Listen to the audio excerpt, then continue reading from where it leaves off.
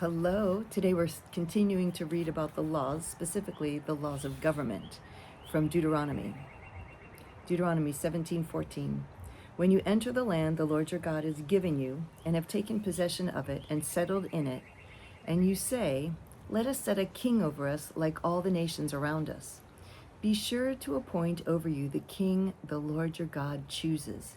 He must be from among your own brothers. Do not place a foreigner over you, one who is not a brother Israelite. The king, moreover, must not acquire great numbers of horses for himself, or make people return to Egypt to get more of them. For the Lord has told you, you are not to go back that way again. He must not take many wives, or his heart will be led astray. He must not accumulate large amounts of silver and gold. When he takes the throne of his kingdom, he is to write for himself on a scroll a copy of this law taken from that of the priests who are Levites. It is to be with him, and he is to read it all the days of his life, so that he may learn to revere the Lord his God and follow carefully all the words of the law and these decrees, and not consider himself better than his brothers, and turn from the law to his right or to the left. Then he and his descendants will reign a long time over his kingdom in Israel.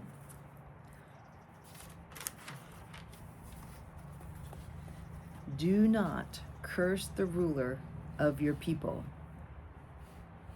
Appoint judges and officials for each of your tribes in every town the Lord your God has given you, and they shall judge the people fairly.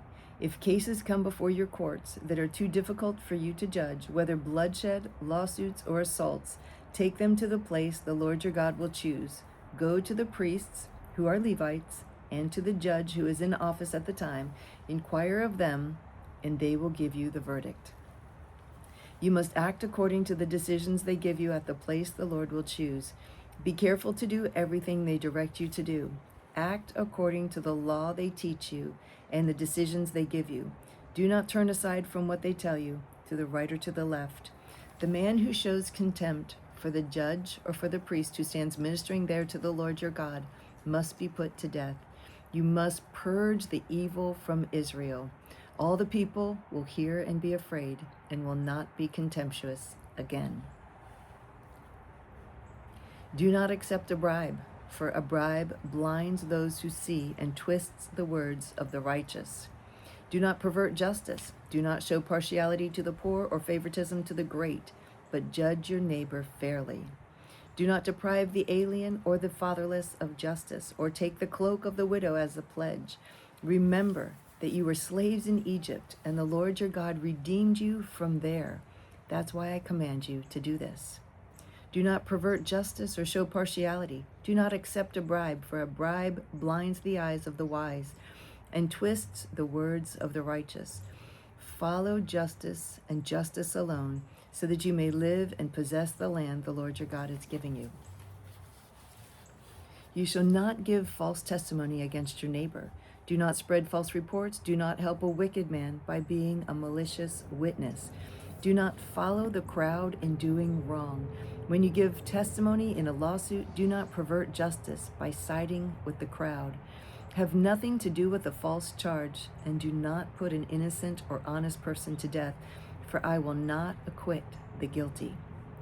If a malicious witness takes the stand to accuse a man of a crime, the two men involved in the dispute must stand in the presence of the Lord before the priests and the judges who are in office at the time.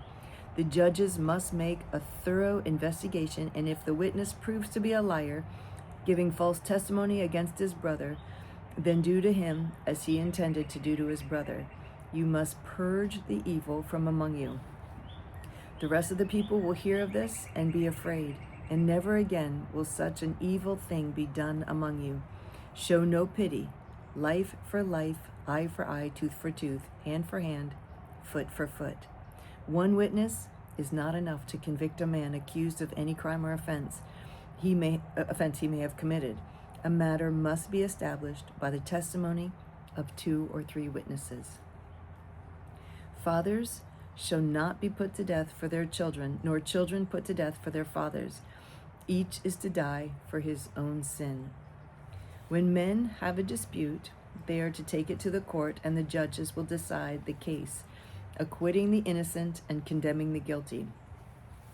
If the guilty man deserves to be beaten, the judge shall make him lie down and have him flogged in his presence with the number of lashes his crime deserves.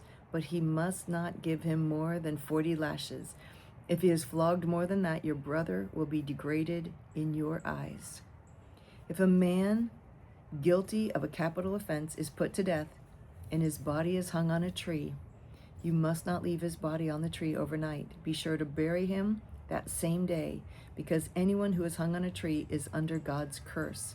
You must not desecrate the land the Lord your God is giving you as an inheritance. Wow. Wow. Wow. There's so much in that. Look at that. It was only 6 minutes and it's over. That's all we're reading for today. It's enough. It's enough for today. So thank you for joining me. It's always a pleasure to read with you. I look forward to reading with you again tomorrow.